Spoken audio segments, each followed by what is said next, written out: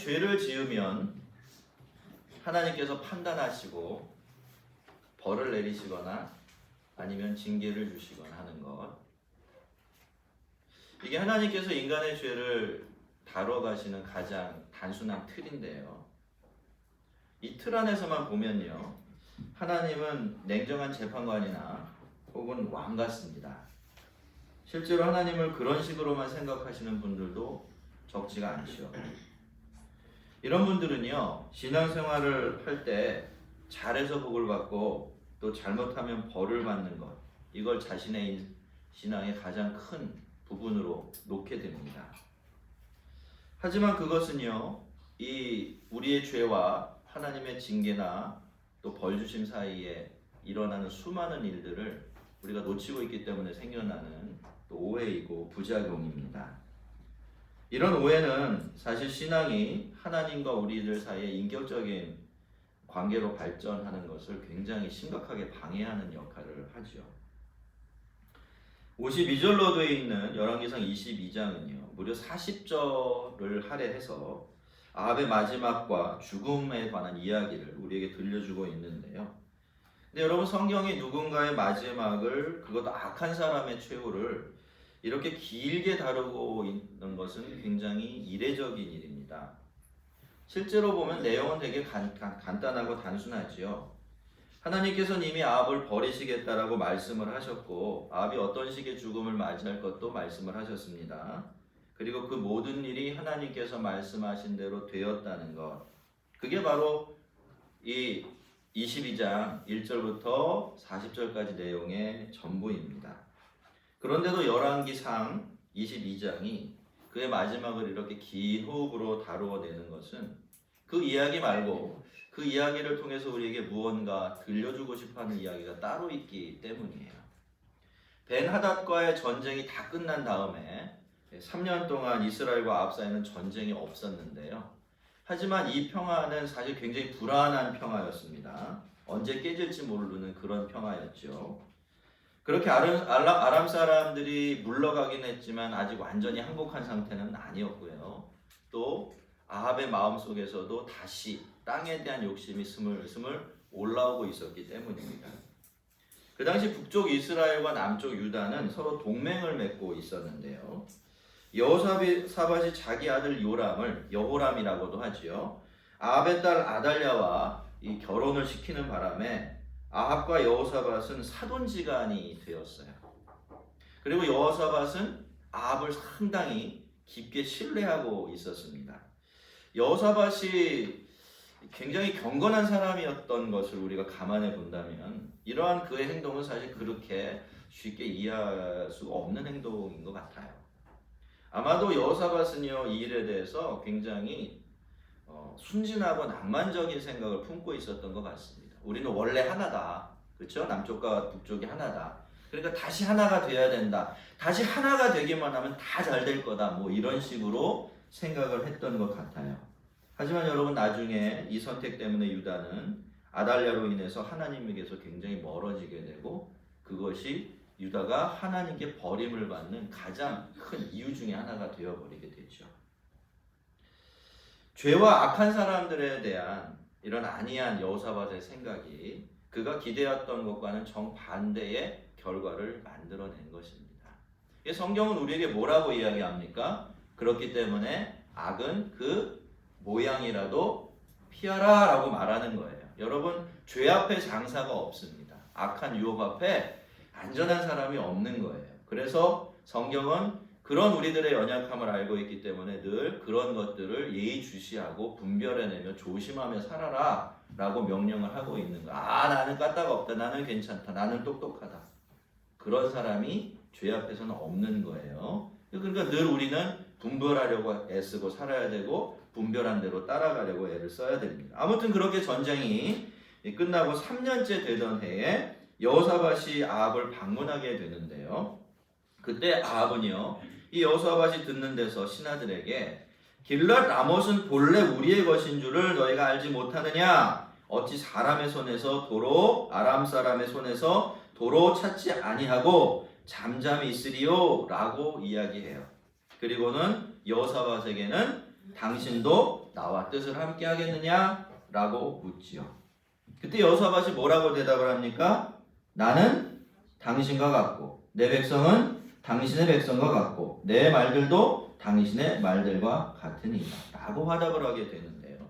여러분 이 대답으로 미루어 볼 때 그 당시 이 남쪽 유다와 북쪽 이스라엘의 관계가 좀 짐작이 되시죠? 누가 우위에 있는 거예요? 유다가 아니라 이스라엘이 훨씬 우위에서 이 관계를 끌어가고 있었던 것을 볼 수가 있습니다. 이게 점잖은 말이지만 지금 여호사밧이 뭐라고 이야기하고 있는 거야? 내게 다 네 거다 이렇게 말하고 있는 거예요. 우리는 당신이 시키는 대로 할 수밖에 없습니다 라고 말하고 있는 거죠. 그렇기 때문에 이 여호사밧이 아합의 제안을 거절하기가 훨씬 더 어려웠던 것 같기도 합니다. 하지만 여러분 그렇기는 했어도 이 아합은 그래도 여호사밧은 그래도 아합보다는 좀 나았던 것 같아요. 그 중요한 순간에 여호사밧은 그 전쟁에 대한 누구의 뜻을? 하나님의 뜻을 물어봐야 되지 않겠느냐라는 사실을 생각해낸 것입니다. 그리고 그 덕분에 어쨌든 이 아합도 한 번이라도 더 하나님을 생각할 기회를 얻을 수가 있었죠. 여러분 사실 아합이 이 전쟁을 일으키려고 했던 것은 명분은 그렇게 내세웠지만 우리가 아합의 인물됨을 지금까지 살펴본 바에 의하면 그 땅을 그냥 갖고 싶어서 그랬어요. 무슨 거창한 그 소명감이나 사명이 있었던 것이 아니었던 것이죠. 순전히 땅에 대한 욕심 때문에 그 욕심에 붙들려 버렸기 때문에 앞뒤 가리지 않고 하나님의 뜻도 물어보지 않은 상태에서 그저 전쟁을 벌이려고 하고 있었던 것입니다. 그런데 아합은 자기가 원하던 대로 이 전쟁에 여호사밧을 끌어들이는 데는 성공을 했지만 아이러니하게도 그 여호사밧 때문에 하나님의 뜻을 물어볼 수밖에 없게 되었던 거죠. 여러분 이게요 성도가 성도에게 그리고 우리가 믿는 사람으로서 우리의 가족들을 위해서 해줄 수 있는 아주 중요한 역할입니다. 사람이 욕심에 붙들리게 되어지면요 하나님을 생각하지 못하게 되어버려요. 그런데 이럴 때 편을 들어주고 지지해주는 것은 결국 좋은 일이 아니죠. 우리는 그럴 때 그들에게 이렇게 물을 수 있어야 되는 거죠. 그런데 그 일에 대한 하나님의 뜻은 어떨까요? 라고 말이죠. 우리가 가족으로 하나님 앞 은혜 가운데 같이 산다라는 것, 한 교회로 같이 산다는 것은 어쩌면 이런 하나님을 생각할 기회를 한 번이라도 더 제공해 주기 위한 것인지도 모릅니다. 그 질문에 정직하게 답하고 움직인다면 그가 하나님의 뜻 가운데로 가까이 갈 수 있고 죄를 피할 수가 있게 되기 때문이죠. 아합은 여호사밧의 청을 받아들였습니다. 왜냐하면 거절할 명분이 없었어요. 그래서 선지자들 400명을 불러들여서 전쟁을 해야 하는지 말아야 될지 묻게 되는데 그들은 이구동성으로 올라가서 싸우라고 하나님께서 그 성읍을 당신의 손에 이미 넘겨주셨다고 그렇게 대답을 했습니다. 자, 근데 여러분 몇 명이에요? 왜 또 400명일까요? 뭔가 냄새가 좀 나지 않습니까? 누군가의 선지자라고 말을 하고 있긴 하는데 이게 누구의 선지자이고 누구를 위한 선지자입니까? 그래서 400명이 한결같이 똑같은 대답을 해준다는 말입니다. 여러분 사실 이 22장은요 계속해서 이 선지자들이 누구인지를 정확하게 밝히질 않아요. 그러다가 쭉쭉 끌고 나가다가 언제 비로소 이들의 정체를 밝히냐면 22장에 가서야 그 정체를 밝혀요. 뭐라고? 그의 선지자들이다 이렇게 말합니다. 여러분 그 400명은 누구의 선지자였습니까? 하나님의 선지자였나요? 아니었어요. 그의 선지자였어요. 그가 누굽니까? 아합이에요. 아합의 선지자였던 겁니다. 그러니까 어떻습니까? 한결같이 아합이 좋은 이야기만 해주는 거죠. 아합을 듣기 좋은 이야기만 해주는 겁니다. 지금까지 한 번도 안 그래 본 적이 없었던 거예요. 이 사람들은요 아합이 그래서 어떻게 되는지 그거는 관심이 없습니다. 망하든 흥하든 죽든 어떻게 되든 전혀 관심이 없어요. 왜냐하면 이 사람들은 그저 아합에 붙어서 자기만 챙기는 되는 그런 사람들이었기 때문이에요. 근데 여러분 옆에서 이 광경을 아합이 딱 지켜보다 보니까 이게 말이 아닙니다. 짜고 치던 고수톱도 아니고 도무지 그냥 넘어가줄 수준이 아니었던 거예요. 그래서 여호사밧이 또 물어보죠. 뭐라고 묻습니까? 이 외에 하나님의 뜻을 물을 만한 여호와의 선지자가 없느냐라고 물었습니다. 그제서야 아합은 여호와께 물을 수 있지만 그는 내게 대하여 길한 일은 예언하지 아니하고 흉한 일만 예언하기로 그렇기 때문에 내가 그를 미워한다. 그래서 내가 일부러 그 사람을 부르지 않았다고 실토를 하게 됩니다.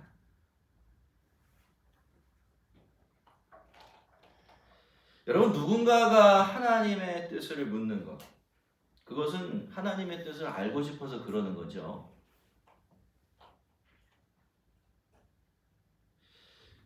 자기를 편들어주고 자기가 듣고 싶은 이야기 듣고 싶어서 하나님께 하나님의 뜻을 묻지는 않습니다. 그렇다고 한다면 굳이 예언을 듣고 지금 여러분처럼 설교를 들을 필요가 없어요. 그냥 자기 마음대로 살아가면 그뿐입니다. 여러분, 하나님의 뜻을 묻는 것은 왜입니까? 하나님의 뜻을 듣고 나아가서 순종하기 위해서예요. 그렇기 때문에 여러분 어떻습니까? 때로는 그래서 격려가 되고 나를 지지해주는 든든한 말씀을 들어야 할 때도 있지만 반대로 신나게 앞으로 가고 있는데 나를 꾸짖어서 멈춰 세우고 나를 힘들게 하고 불쾌하게 하는 그런 말씀들도 만날 수밖에 없게 되는 것입니다. 성도 여러분, 왜 미가야는요 그동안 아합이 그렇게 싫어하는 이야기들, 그가 흉한 이야기라고 일컬었던 그런 이야기들만 아합에게 들려줄 수밖에 없었을까요? 이유는 하나입니다. 아합이 늘 잘못된 길로 가고 있었기 때문이에요. 그 길로 가면 망할 것이 뻔한 길로 가고 있었으니까 하나님은 아니라고, 틀렸다고, 그러다가 큰일 난다고 미가야를 통해서 말씀해 주시고 또 말씀해 주신 것입니다. 그래서 하나님은 아합에게 좋은 소리 해주실 수가 없었던 것이죠. 그렇지만 여러분, 아합은 어떻게 했습니까?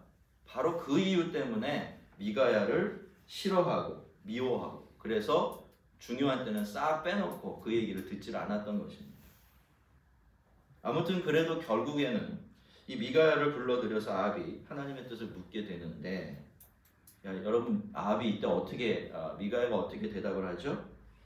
올라가서 승리를 얻으소서, 여호와께서 그 성읍을 왕의 손에 넘기리이다 라고 이야기해요. 할렐루야죠. 아멘입니다. 와, 내가 듣고 싶은 이야기 드디어 나왔네요. 나를 편들어주는 말씀 드디어 듣게 되었네요. 내 일평생에 단 한 번 미가야를 통해서 들어봤으면 좋겠다고 한 그 대답이 이 순간에 터져 나온 겁니다. 근데 여러분, 이 이야기를 딱 듣고, 이 듣고 싶었던 이야기를 딱 듣고 아합이 어떻게 반응합니까? 막 화를 내. 내가 몇 번이나 너에게 맹세하게 하여야 네가 여호와 이름으로 진실한 것만 내게 말하겠느냐라고 호통을 칩니다. 취중진담이라는 말이 있지만 이 경우에는 화중진담이었어요. 아합은 화가 난 나머지 자기의 속내를 전혀 숨기지 못하고 죄다 바깥으로 끄집어내 버린 것입니다. 미가야는요 다른 선지자들과 똑같은 이야기를 했어요. 아합이 듣고 싶었던 그 이야기를 들려준 겁니다. 자, 생각해보세요. 그런데 아합은요 미가야가 거짓말을 했다고, 왜 너는 진실을 말하지 않느냐라고 화를 낸 거예요. 자, 그러다면 여러분, 아합은 이미 그 선지자들의 말이 거짓이라는 사실을 알고 있었다라는 뜻이 되는 거죠. 그리고 반대로 지금까지 미가야가 자기에게 들려준 이야기들이 다 진짜고 참된 것이었다라는 것을 알고 있었던 것입니다. 그런데도 늘 아합은 그 거짓 선지자들의 틀린 이야기만 귀를 기울이고 있었던 거예요.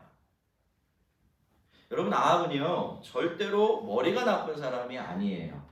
굉장히 똑똑한 사람이고요, 명석한 사람이에요. 그래서 이 당시의 역사를 보면 아합은 나라를 다스리는 일에는 도덕적으로 영적으로 굉장히 잘못한 일이 많지만 그 나라가 잘 되게 하는 일에는 굉장히 탁월한 업적을 많이 남겨놓았어요. 마치 사울과 같은 왕이었다라고 생각하시면 될 것 같습니다.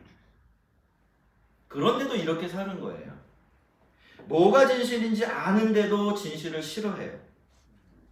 그러면서도 또 진실이 아닌 것은 아무렇지도 않게 마구잡이로 받아들이죠. 그러면 아합은 왜 이렇게 됐을까요?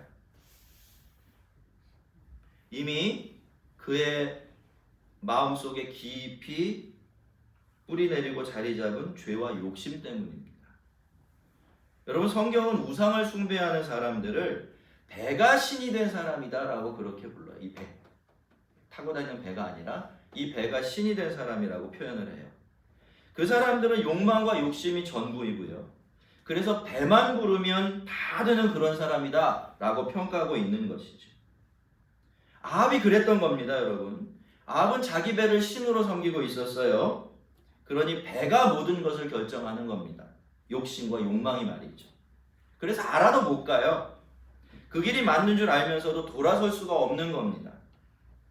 그러면 자기 욕심을 채울 수 없게 되니까, 자기가 하고 싶은 대로 못하니까 알면서도, 맞는 줄 알면서도 아니라고 도리도리 하는 것이죠.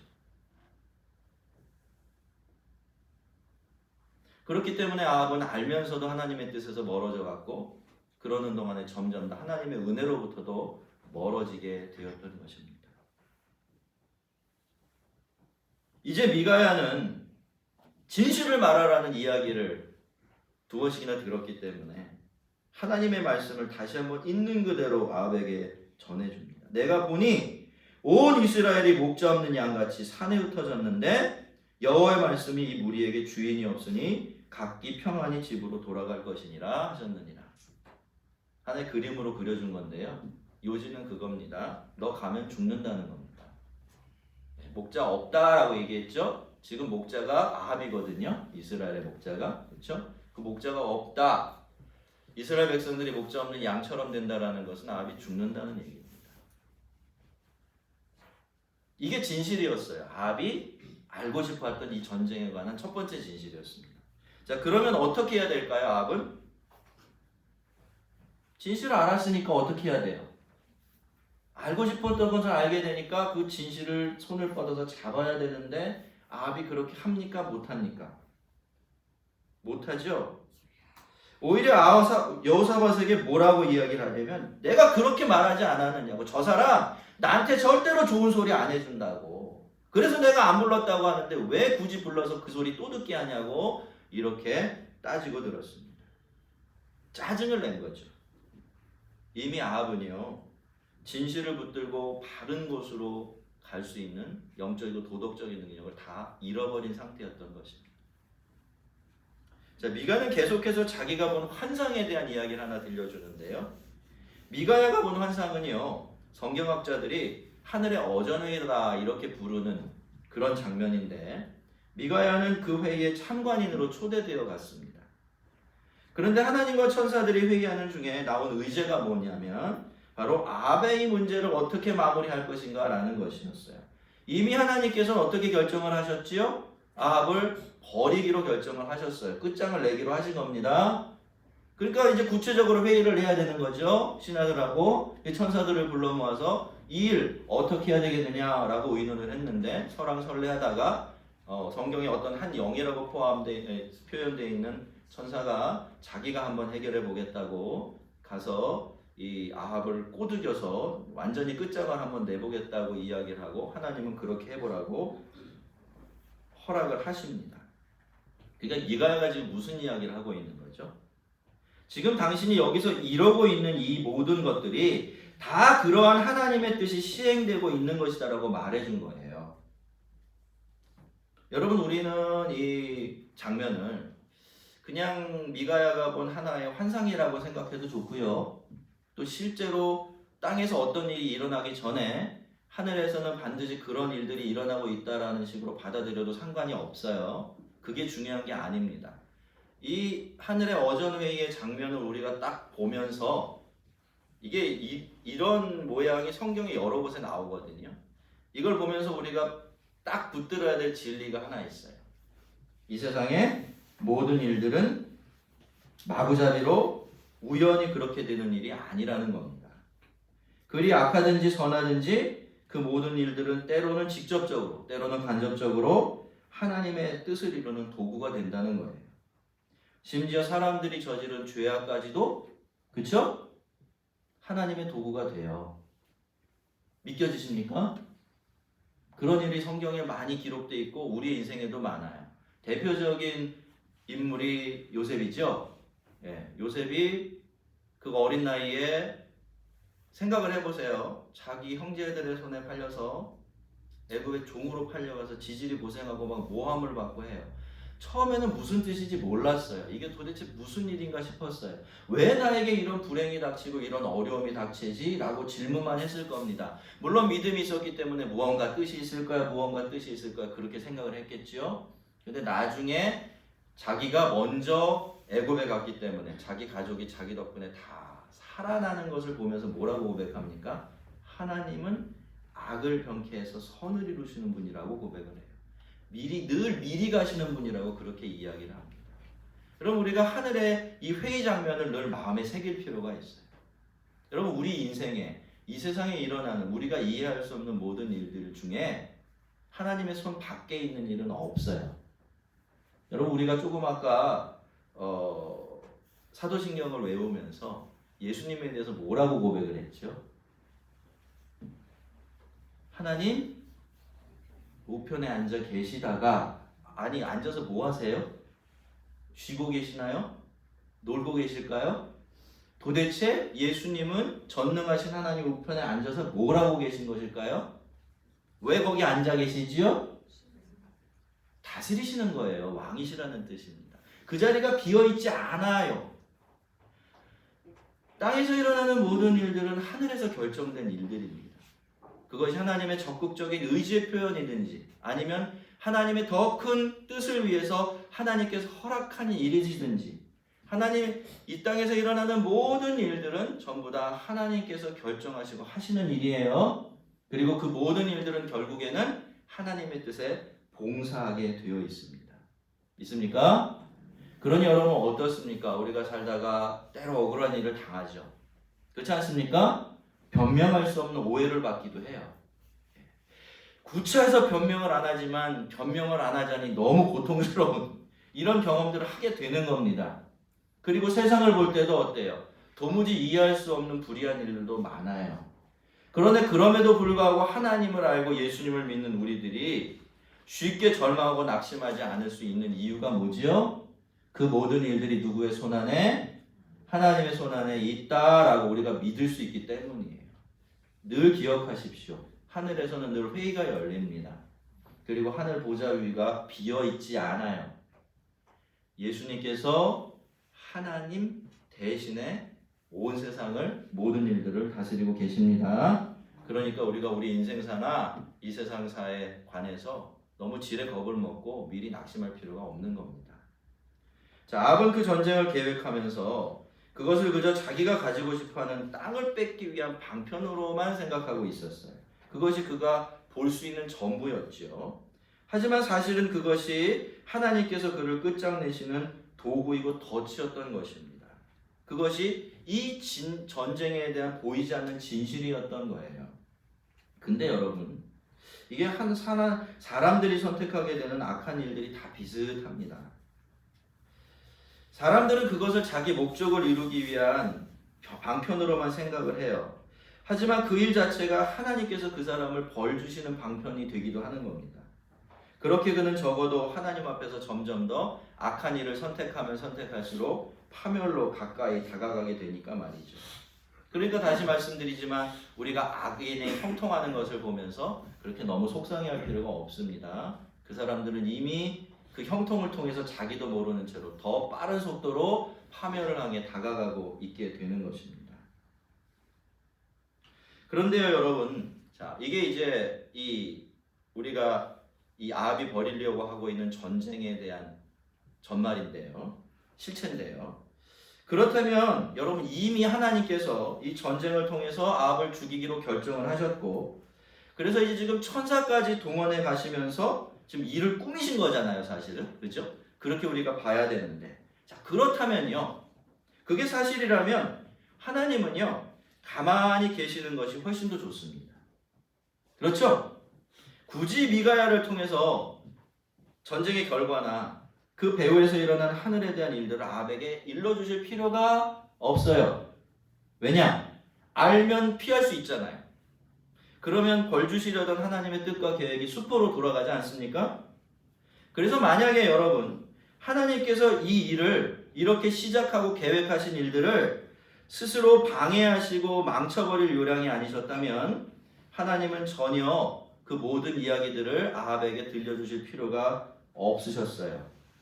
자, 그런데 여러분, 그럼에도 불구하고 하나님께서 굳이 그렇게 하신 겁니다. 그렇다면 도대체 이게 무슨 일일까요? 어떻게 일이 진행되고 있는 것입니까? 하나님은 정말로 당신께서 계획하시고 진행하시는 이 아합을 끝장내겠다라는 계획을 스스로 망치고 계신 것일까요? 답부터 말씀드리면 그렇습니다. 그리고 이게 늘 언제나 변함없이 하나님께서 바라시는 바예요. 여러분, 하나님은요, 하나님이 정하신 어떤 시점, 그 죄의 양이 차서 물이 컵을 넘는 것처럼 흘러 넘치게 되는 어떤 시점이 오면 반드시 죄에 대한 책임을 물으십니다. 그때부터는 그게 한 개인이든 한 나라든 심지어 온 세상이든지 본격적으로 하나님의 진노와 형벌 아래에 놓이게 되는 건데요. 하지만 그 순간이 와도요, 하나님은 우리를 포기하지 않으세요. 그렇게 우리가 하나님께 정해놓으신 선을 넘고 하나님께서 우리를 향해 매를 드신 다음에도 잘못을 인정하고 회개할 기회를 주시고 또 주십니다. 그것이 아합이들은 예언이 되고 우리가 살아가는 성경 말씀이 되며 또 여러분이 오늘 듣고 계시는 이 설교가 될 수도 있는 거죠. 그렇게 미가야는 아합이 바라는 대로 하나님의 말씀을 있는 그대로 전해 주었지만 그것 때문에 시드기야라는 가짜 선지자에게 모욕을 받고 감옥에 갇히게 됩니다. 어떤 겁니까? 어떤 결과가 벌어진 거예요? 하나님이 그렇게 애쓰시고 선지자까지 보내셨지만 그 모든 하나님의 노력이 수포로 돌아간 것이죠. 하지만 여러분, 그렇게 끌려가는 미가야가 뭐라고 이야기합니까? 28절을 보세요. 이렇게 이야기합니다. 왕이 참으로 평안히 돌아오게 되시게 될진데 여호와께서 나를 통하여 말씀하지 아니하셨으리이다. 너희 백성들아 다 들을지어다 라고 외칩니다. 아합이 전쟁에 나가면 절대로 평안하게 돌아올 수가 없어요. 그것이 하나님의 계획이었기 때문이죠. 하지만 여러분, 동시에 하나님은요, 그런 일이 벌어지는 것만큼은 반드시 막고 싶어 하셨던 겁니다. 그래서 미가야를 보내서 그가 듣기 싫어하는 말씀을 들려주시면서 그를 돌려 세우시려고 애를 쓰셨던 것입니다. 여러분, 아합은 아직 전쟁터에 나가질 않았어요. 그래서 거기서 스톱하기만 하면 적어도 목숨을 잃지는 않고 또다시 하나님 앞에 기회를 얻을 수가 있었습니다. 그래서 여러분, 하나님 앞에서는 늦은 때가 없는 겁니다. 돌이키지 못할 상황도 없고 돌아가지 못할 때도 없어요. 우리는 우리 자신을 포기하고 악이나 죄에 방치할 때도 있지만 우리 하나님은 우리를 절대로 포기하지 않으십니다. 끝날 때까지, 마지막의 마지막 순간까지도 하나님은 사실 아합의 하나님으로 계셨던 거예요. 가룟 유다가 당신을 팔아넘길 줄 다 알고 계시면서도 그와 함께 마지막 식사를 하시면서 어떻게든 그 유다가 선을 넘지 않게 하려고 애쓰셨던 예수님처럼 하나님도 아합에게 그렇게 해주셨던 것입니다. 성도 여러분, 우리 하나님은요, 집 나간 탕자들의 아버지십니다. 그래서 늘 당신의 자녀들을 기다리고 또 기다리세요. 늘 이 은혜와 사랑을 생각하면서 끊임없이 더 나은 자리, 더 좋은 자리로 돌아가시고요. 또 내가 사랑하는 탕자 같은 가족과 이웃들이 있다면 그들이 주께 돌아오도록 하나님의 마음으로 포기하지 않고 중보하며 살아가는 우리 모두가 되기를 주의 이름으로 축원합니다. 같이 한번 기도하겠습니다.